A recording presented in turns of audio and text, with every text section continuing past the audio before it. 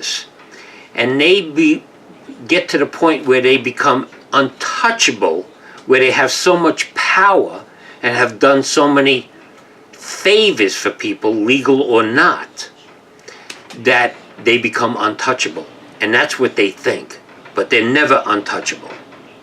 Okay, eventually the truth will come out and these people will have a problem. And that's why I tell people all the time, I don't want anything to happen to Judge Lane. I want him to live a very long life, because I want his children, his grandchildren, and his great-grandchildren know what kind of deceitful slimeball he is. And that's his payback, to have to look his family in the face and they know that he's a dirtbag. That's beautiful payback. Well, I think they call that poetic justice or something like that. So, also the rumors were that Diane Davis was already incarcerated, and she wasn't. She has a medical issue going on, so the judge gave her a week to get to the doctor, and I think she had an appointment tomorrow. It's going to be tomorrow, and he knew about that. So after that appointment, from what I understand, she's supposed to surrender herself at 7 p.m. tomorrow night. Now, I don't understand why there was no probation involved. All right? She was not convicted of hurting her animals. Okay, so if she didn't kill the animals and the fire did, that means she really didn't do that fire. I mean, if you put two and two together, if she didn't start the fire because they said she didn't kill her animals, then why did she get convicted of that? Is it the way, do people know what jury nullification is? Do they know that if they don't like the law or they don't like something about the charges, they could just dismiss all of that? But the judges don't talk about that. And why Lane wouldn't talk about that is because Lane is a prosecutor with a robe on. Okay, don't forget, he was the prosecutor for Nye County in Tonopah. If you sit in the courtroom and watch him, he works with the prosecutors as a team member to convict people. That's just the way it is. I'm sorry, but if you can't see that, if you're in the courtroom, you don't waste your time going, because you got to be brain dead. Okay, you don't have to be a law scholar. Okay, and remember, Lane is intelligent. He knows how to massage. I always say manipulate. People in the legal industry say massage. And this is what happens all the time. He plays games when the jury's being picked. He actually says things to make the jury believe that he wants to be on the up and up, but he's not. That's the massaging of the rules. And, I always go back to the same thing of him making jokes in a courtroom, and I don't think it's the right thing to do. This is very serious stuff that's going on in there, and you don't make jokes. Don't try. You don't have to try to make people feel comfortable with your buffoonery. You don't have to do that. The people who really know you how evil you are. And the people that go to that courthouse know how evil he is. It's just that simple. So let's hope that some justice is done and we can get this case overturned and we could get Diane not doing the time that the charges are. Now, here's another thing. And I just want to show you how the law is different for everybody. On the charge that she was convicted of was 5 to 10 years. And the same charge on me was 20 to life. Now, how do you do that? How do you decide that I'm going to try to give somebody life on the same charge that you're going to try to give somebody 5 to 10? It's a manipulation on how to get people to take a plea deal. Like my co-defendant was in a panic, when they started hitting her with 20 to life and all that stuff, and that's how they got her. They broke her down. It took 5 years to break her down to take a plea deal. And if our court system worked the proper way here, people wouldn't be forced into taking plea deals. Okay, in my case, they couldn't prove what they were trying to with the charges that they brought on me. That's why in 8 minutes a jury found me not guilty on the first 2 charges. Now, a person that can't stand up, when they were looking at those kind of charges, they would have took a plea deal. That's not me. I know I didn't start that fire, so why would I take a plea deal? I'd rather be in prison as an innocent person because I took a shot at proving my point than a person who was innocent and took a plea deal because of fear. There's the difference. Most people that take a plea deal take it out of fear. Now, if people would stand up, all of these plea deals really wouldn't happen because it would take, like me, 5 years to get in front of a jury. Now, you realize the hundreds of arrests that they make if all of them took 5 years to get in front of a jury. So that's the whole point. It's abusing power from a ruling class that think they're the elitist. And that's why all of that falls into place. So let's just hope that everything goes right. I truthfully believe that if it doesn't get corrected, Diane will probably only do about 10 months. And the reason for that is that she's never been convicted of anything that wasn't overturned. So that's how this works. And we need to take a break, and when we come back, 775-751-2579. Thank you. Support for KPFF comes from B&P Dirtwork. B&P Dirtwork offers all-purpose backhoe for driveways and fifth wheel pads, digging trenches, clearing lots and fields, and more. B&P Dirtwork is licensed, insured, and happy to work for you. More information at 702-540-0961. That's 702-540-0961. All statements heard on this station are that of the program hosts, co-hosts, guests, and callers alone and are not necessarily those of this station or its affiliates. Hello, this is LD, Lazy Dog Michael John. I'm going to host a show Sunday evenings at 7 p.m. called Lazy Dog's Front Porch.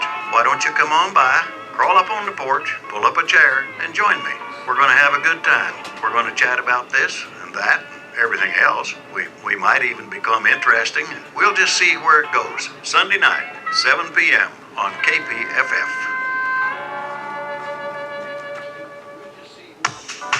Hello, listeners.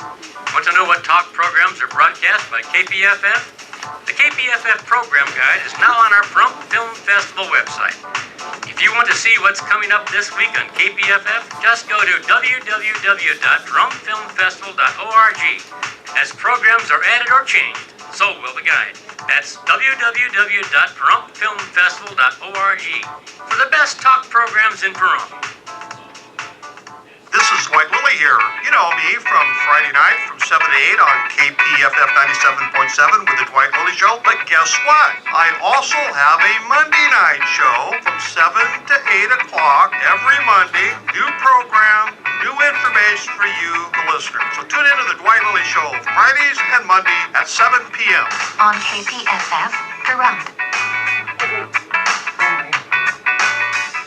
This is 97.7, Pahrump's community radio station. And welcome back. Wednesday, May 15th, was the 114th anniversary of the city of Las Vegas being incorporated as a city. So people should know a little bit about our history. I have over 20 pages document toilet paper written on by Sharon Worley's attorney. And she's still abusing Gabriel. He was here last week. He gave me some information. I saw some videos of some vandalism that went on in his property and who did it.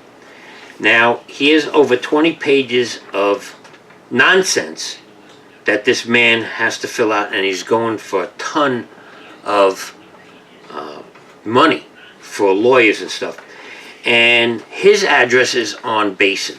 And in this, Sharon Worley's address, I won't give it out because in case somebody doesn't like it, I don't want her to get attacked for no reason. But she lives not on Basin. So she's going through a side street of her legal address through somebody else's property to get to hers. Now, I understand that Sharon Worley probably doesn't have any money. Okay? You know, it's horrible when people don't have any money and they can't buy a load of gravel and put it on your property to have a driveway. So maybe because Sharon Worley is destitute, that we could all come up with $1 and drop it off at the sheriff's department so she could go buy a couple of truckloads of gravel so she doesn't have to drive on the mud of her property when it rains.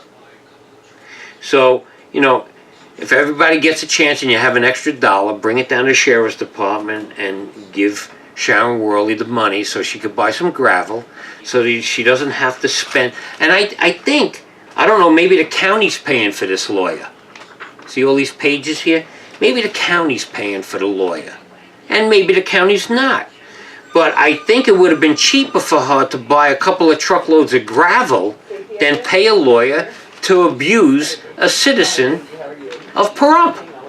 I don't understand. And the best part about this, we have a call. I just want to say one thing before I get to the call. In here, it's a questionnaire that she wants Gabriel to fill out, and there's a whole bunch of people's names that were on this show or people who listen to the show, and she wants Gabriel to fill this out on how he knows these people, and are these people giving him money for lawyer fees, because I guess she's going to try to turn this into a political thing of her driving across somebody else's property without a registered easement. And it has people's names that we know, people that have been up here, people that ran for office, people that didn't run for office, entities of businesses, other entities that he may know that she wants to know how she knows them. What does this have to do with driving on somebody's property? This is just a way of wasting this man's money to try to have some justice. This is ridiculous. I'm going to go to the caller. Go ahead, caller. Hey, Ray the Flag Man here. Hey, buddy. It's called intimidation. Yes, it is. Gabriel is a stand-up guy. He gets nervous when people are intimidating him, and this is the whole situation is to scare this guy off. Mm-hmm. Now, I sat through all these different cases. You know, I sit in the courtroom all the time, and I sat through when Judge Estes came from Louisiana and heard this last part of it. I sat in front of Jasperson when Gabriel and Worley went to it. And it should never be going this far. And it keeps going on. Now, this letter that you're talking about, this is way out of sort, way out of line. Well, you want to know the best part about this? No. It's not a letter. It looks like a legal paper that you would go to a court with. The only difference is it's not file stamped. Just trying to scare the guy. Exactly right. If it's not file stamped, this is not a legal document. It looks like a legal document. It's written like a legal document. But as far as I'm concerned, and I'm no lawyer, and thank God I'm not, that it's not file stamped. It's not legal. He's got a lawyer. He's in court. He shouldn't be doing anything that has not been approved by the county clerk's office and file stamped and registered. And also, if he's got an attorney, it should have been sent as an attorney, not to him. And I think he does. I think Tom Gibson is his attorney. Yes. So it should have went through the lawyer and not to try to scare this guy. Who is the attorney for Worley? It's somebody out of Vegas. I never got the name. Let me. He's the guy that signed that. He is Brett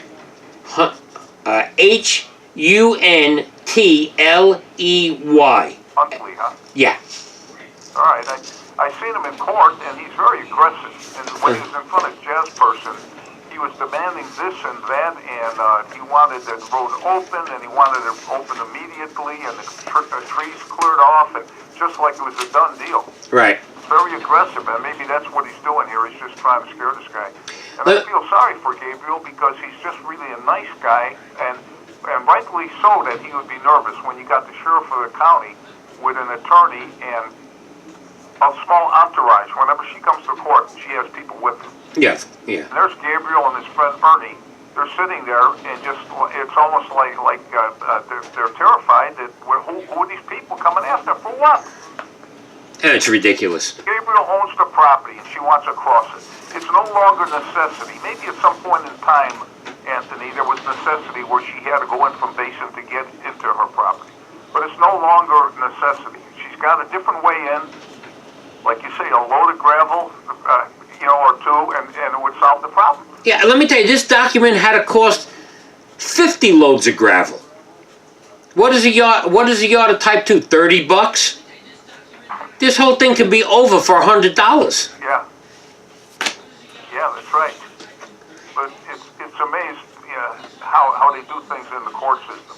I want to mention another thing. You talk about jury nullification. Jimmy Dempler should have never been convicted like he was back in February. He defended his own property. He didn't shoot anybody. He just told the guy who came on his property illegally, passed no trespassing signs, intimidating him because he displayed a gun. He got convicted. One of those jurors or a board should have just said, no, this is not right. You have a right to protect your property. He didn't shoot anybody. He didn't hurt anybody. He's convicted. Now, they're going after him because he missed his sentencing because he's in poor health. Right. I don't know if he's in custody or not. I asked on Thursday, and they said they didn't know if he was in custody yet. So I'll find out tomorrow from his lawyer. Lawyer's really upset about this, too. Oh, yeah. The whole thing is they're actually slapping his lawyer in the face by not believing him. That's right. I mean, he is an officer of the court. I don't think he's going to risk his livelihood to lie for Barry. So why is this happening? His lawyer, I'm going to give his name because he is the lawyer, Brent Percival. He really fights for his clients. I'm not saying he's like goes to the mat for him, but he fights for him. And he wanted, to tell the court, look, this man is in poor health, he can't make it here for the sentencing or whatever. And they're telling him like somebody's pulling the wool over your eyes or whatever. Well, that's because the guy who started the charges on him, his neighbor, was in the court standing up and saying that he sees him moving around the yard. Listen, I know many people that are on hospice that still could get around and tinker around in their yard because what are they supposed to do? Lay in a bed and just wait for death to come and get them? You're absolutely right. You got to try. If you're not feeling well or whatever, you got to try to motivate yourself into getting your health back or whatever. Or just enjoy, if you like your flowers and stuff, to just go outside and enjoy the last days that you're on this earth, because of course it's going to be a better place when you go to the other side, but people believe in that, but they're still skeptical because most people don't believe in what they can't see. So he might want to go out and enjoy his garden and stuff like that. And it may, for the 15 or 20 minutes he's out there, he may be exhausted for the next 10 hours. Yeah. But at least he got a little bit of pleasure out of doing that. Yeah, it's a long, drawn-out story. I know, because I knew Barry when this first happened, and he explained everything to me. And, it's a long story where there was animosity with the fellow who actually put the charge against him, who actually intimidated him and caused the whole situation. Right. But anyway, I just hope, that something is done where they don't push this fellow who's not feeling well in poor health and maybe push him to an early demise because of the court system. And you're right about the plea bargain. Yeah. Lane said from the bench, and he said it when I was in a courtroom and stared directly at me, and this was some years ago. He said if it wasn't for the plea bargains and negotiations and people demanded a trial, the system would grind to a halt. That's a quote. And he looked at me when he said it because he knows that's probably what I'm rooting for, you know, because the system is so corrupt, Anthony. You know, you've been in it, you know what I'm talking about. And Sure. I'm watching it daily Yeah. for 17 years, and I know how bad it is. Oh, yeah. But nobody, the reason they don't want to fight, and I understand it, because they're afraid that if they just kind of like, if they fight it, they're really going to get hammered. And that's what the thought is put in. That's what the prosecutors try to do, and they try to get people to just, you know, turn over and just say, okay, do what you want with me. Yeah, don't fight the powers that be because we will destroy you. It's all intimidation. Well, there's one guy who's really been fighting it, but he's in big trouble now, and that's Sovereign. I think you know who I'm talking about. Yes. He's coming up to bat again on Thursday. There's an email sent out by someone who ran for commissioner. I can't think of his name right now. Gary? I got an email from him. Gary. Yeah, Gary, and it's going to be 8 o'clock on Thursday. It's not on the internet.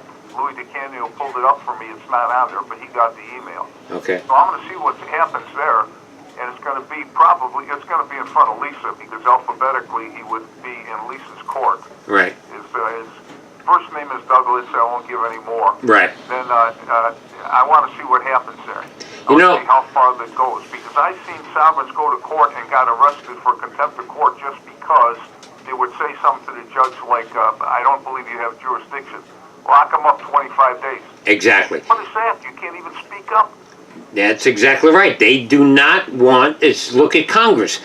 You don't have an opinion. You must believe and do everything that they say.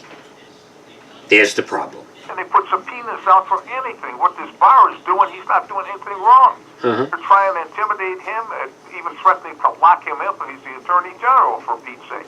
Yeah, they're crazy. It's completely, they're out of whack. And the subpoenas are going out for this one and that one, and I'm saying, geez, when they should be going after the bad guys, the ones who started all this, that perpetuated it. And they're doing it. They got that investigator general from Kentucky. no, it's Connecticut, and he's supposed to be spotless, and he's gonna rip them apart, and they're afraid of it. You know, they're actually pushing this so far. They're gonna make Trump get elected again, because what's gonna happen is people that don't want to vote for Trump because they're progressives, and the real crazy ones will vote for Satan, so it doesn't make a difference. But the ones that have some common sense just won't go and vote. So, what they're doing is and I'm happy that they're going to get Trump elected again, because I think that with another term, he can get a lot more done. And put this, you know, they said that when Reagan became president, he slowed down this whole progressive movement by about 15 years. And if Trump gets elected again and does a whole 8, we may buy another 15 years before total socialism hits.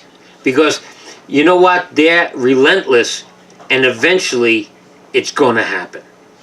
Because the old people, us, we're old people, that have a certain way of thinking, they don't want it. The kids, they want socialism. They don't know what it is, but they want it. Yeah,